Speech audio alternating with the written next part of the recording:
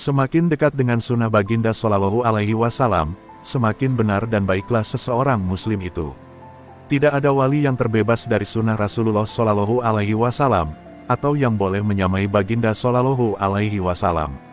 Apa juga kelebihan dan kemuliaan yang diperolehi oleh seseorang wali adalah karena syafaat baginda Shallallahu Alaihi Wasallam, dan karena mengikuti sunnah baginda Shallallahu Alaihi Wasallam. Jalan sufi pada satu seginya menyamai jalan kenabian. Sufi melakukan amalan sholat, puasa, membaca Al-Quran, berdoa dan berzikir. Amalan yang demikian, diambil dari Al-Quran dan As-Sunnah. Ia kemudian disusun untuk memudahkan pengikut satu-satu tarekat itu mengamalkannya, bagi mendapatkan kesan yang maksimal dari amalan tersebut.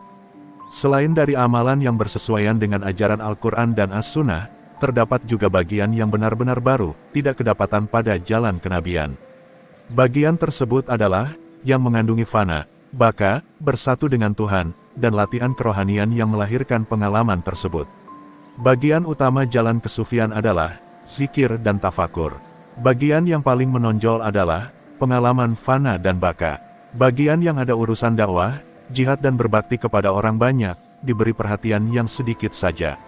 Perbedaan yang paling ketara di antara jalan kesufian dengan jalan kenabian adalah pada jalan kesufian terdapat dua keadaan yang terpisah. Pada peringkat pertama, sufi membenamkan diri mereka ke dalam Tuhan, mengalami fana dan bersatu. Kemudian sufi mengalami perpisahan dan baka.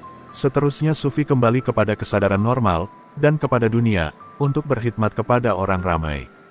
Peringkat naik kepada Tuhan, dan turun kepada dunia, merupakan dua peringkat yang berbeda dalam perjalanan sufi. Pada jalan kenabian pula, tidak ada fana dan baka, tidak ada naik dan turun.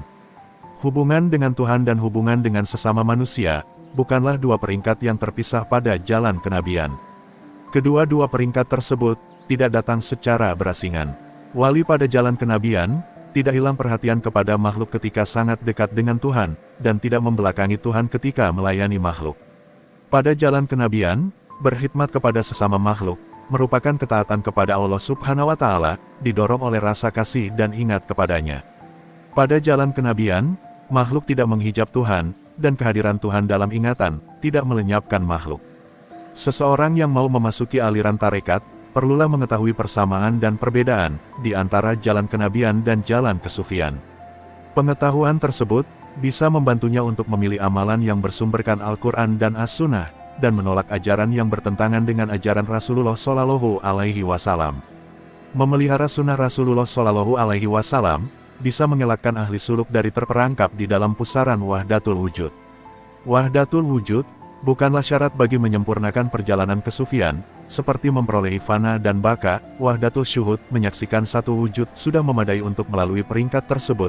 Wahdatul syuhud yang dialami dengan disertai oleh keyakinan kepada ajaran Rasulullah Shallallahu Alaihi Wasallam, akan membawa seseorang melepas penyaksian, suara, gambaran, cahaya, warna dan rupa bentuk, misal yang ditemui dalam perjalanan.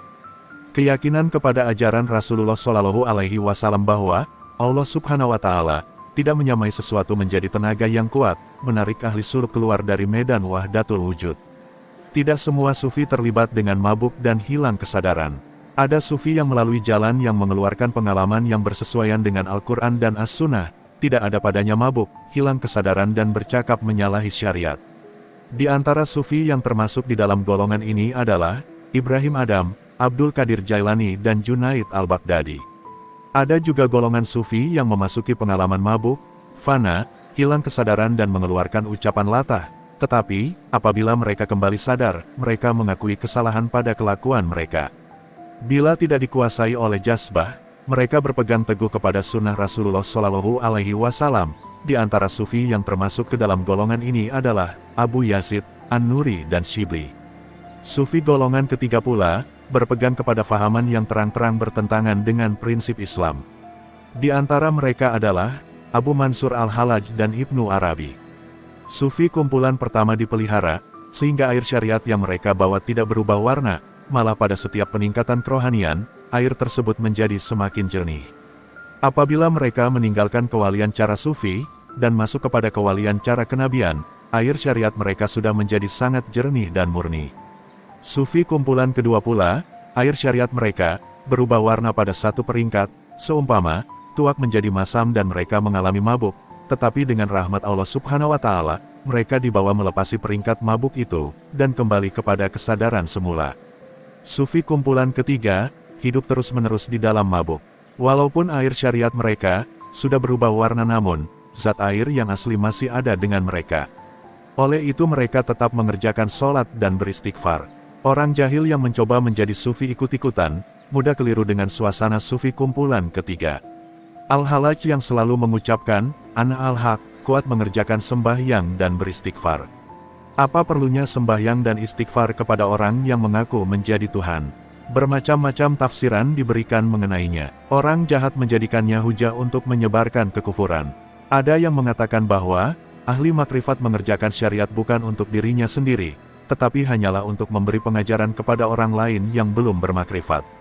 Ulama syariat lahir dan batin mengerti apa yang menguasai hati Al-Halaj, Ibnu Arabi dan sufi lain yang seperti mereka. Mereka adalah umpama pemuda yang sedang dilamun cinta. Darah muda yang diresapi oleh arak cinta, membuat mereka mabuk dan hilang pertimbangan. Yang kelihatan kepada mereka hanyalah yang dicintai, yang lain tidak kelihatan lagi. Tetapi setiap kali mendatangi kekasih, mereka diperingatkan oleh kekasih mereka, cintailah apa yang aku cinta demi cintamu kepadaku. Si pencinta memperhambakan diri kepada kekasihnya, dan berkhidmat kepada yang dikasihi oleh kekasihnya. Si pencinta sering memohon kemaafan kepada kekasihnya, karena dia melihat kekurangan pada apa yang dipersembahkan untuk kekasihnya. Sufi asyikin bermunajat, wahai kekasih, aku larut dalam cintamu, air cintamu memenuhi setiap zarah wujudku. Zarah-zarah yang hidup dengan air cintamu, hanya mendapat kepuasan dalam salat demi mengingatimu, namun, apabila hendak dipersembahkan kepadamu, tidak ada satupun layak dipersembahkan, sekalipun mengalir darah dari mataku dalam mengerjakannya. Maaf, wahai kekasih. Maaf sebanyak keampunanmu mendinding kemurkaanmu. Sufi golongan ini, perlu disimpati. Seberat-berat ujian bala bencana, berat lagi kerinduan kepada Tuhan, yang menguasai hati para pencintanya. Sebagai rahmat darinya, sebagian beban tersebut, terangkat melalui salat. Sebagian sufi meletakkan segala perkara kepada takdir semata-mata. Tuhan yang memiliki kekuasaan mutlak. Dia menguasai dan mengadakan peraturan untuk semua makhluknya. Tuhan telah mengadakan ketentuan awal yang mengikat segala sesuatu. Oleh yang demikian, sufi tersebut enggan memanggil sesuatu itu baik atau buruk, seperti yang dinyatakan oleh syariat. Mereka tenggelam di dalam qadar Tuhan, sehingga tidak ada ruang untuk amarnya peraturannya. Mereka asyik menyaksikan rububiyah, sehingga tidak berusaha melakukan tanggung jawab terhadap uluhiyahnya. Kebanyakan mereka tidak melihat ruang untuk berdoa, berdakwah dan berjihad. Mereka percaya segala perkara perlu diserahkan bulat-bulat kepada Tuhan, dan mereka perlu menerima apa saja yang sampai kepada mereka. Mereka tidak perlu mencari kebaikan, dan menghindarkan keburukan. Mereka enggan memperbaiki kerusakan, dan menentang kejahatan dan kezaliman. Syekh Abdul Qadir Jailani, merupakan salah seorang sufi yang tidak jatuh ke dalam fahaman yang disebutkan di atas. Syekh Abdul Qadir mengakui bahwa, manusia bisa masuk ke dalam salah satu dari dua golongan, yaitu golongan yang berada di dalam kedamaian, keamanan dan kebahagiaan, dalam melakukan ketaatan kepada Tuhan, dan golongan kedua adalah, yang berada dalam keadaan tidak selamat, keraguan, keresahan dan kekacauan dalam keingkaran mereka kepada Tuhan dan peraturannya. Kedua-dua nilai yaitu ketaatan dan keingkaran, ada dalam diri manusia, dalam takdir yang Tuhan pertaruhkan pada manusia. Tuhan meletakkan di dalam takdir manusia itu sesuatu yang unik, yaitu, keupayaan atau bakat untuk membuat pilihan. Memilih untuk berbuat taat atau berbuat maksiat, merupakan bakat asasi manusia yang dikaruniakan oleh Tuhan. Ia merupakan takdir yang Tuhan tentukan sejak azali, dan ia juga termasuk dalam perkara qadak dan qadar. Bakat memilih itulah, yang melahirkan usaha, perasaan, pikiran, pertimbangan dan tindakan. Semua itu adalah sifat atau bakat fitrah manusia. Kebolehan manusia membuat pilihan, tidak sedikit pun mencampuri kehendak Tuhan, karena memang kehendak Tuhan menjadikan manusia berkeupayaan membuat pilihan, tetapi Tuhan yang memegang kemutlakan. Dia berkuasa menggunakan kuasa mutlaknya menurut kehendaknya, tanpa terikat dengan bakat manusia. Jika manusia memilih jalan yang menjadikan kesucian, kebaikan dan keikhlasan lebih menguasai, maka sifat-sifat mementingkan diri akan bertukar menjadi suasana kerohanian, dan bagian diri yang ingkar, akan dikalahkan oleh bagian diri yang baik. Jika manusia memilih untuk mengikut hawa nafsunya yang rendah, dan kesenangan ego dirinya, sifat-sifat ingkar akan menguasai bagian diri yang satu lagi untuk menjadikannya ingkar dan jahat. Orang yang berjaya mengubah sifat mementingkan diri dan hawa nafsu yang rendah, kepada cita-cita kerohanian, baginya tidak ada hisab. Dia akan memasuki surga tanpa melalui huru-hara hari kiamat. Orang yang menyadari kesalahannya dan bertaubat, akan mengubah haluannya akan mendapati suasana ingkar, akan bertukar menjadi taat dan beribadat.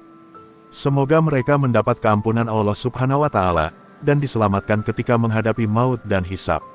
Harus difahami bahwa, qadak dan qadar adalah urusan Tuhan yang berkedudukan sama seperti urusan-urusan Tuhan yang lain, yang manusia tidak diberi ilmu mengenainya, melainkan sangat sedikit.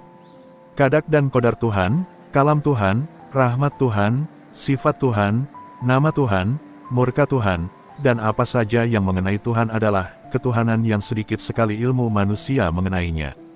Qadak dan qadar bukanlah perkara yang mampu diolah oleh akal manusia. Jika perkara tersebut dibahas berlarutan, ia akan membawa kepada kekufuran dan bid'ah. Tidak ada sesiapapun yang bisa menjadikan takdir untuk berbuat jahat. Iblis telah meletakkan kesalahan kepada takdir, lalu dia menjadi durhaka, kafir dan dilaknati oleh Tuhan, dibuang jauh dari keampunannya, dan ditutup jalan untuk kembali kepadanya. Adam alaihissalam mengakui kesalahan dirinya, tidak menyalahkan takdir, dan memohon ampunan dari Tuhan.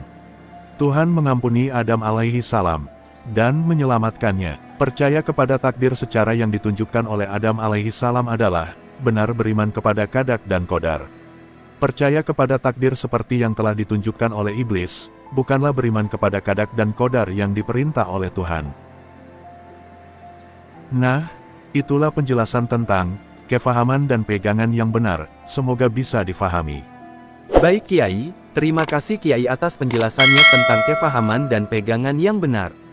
Semoga kita bisa mengambil hikmah dan pelajaran dari nasihat ini. Amin.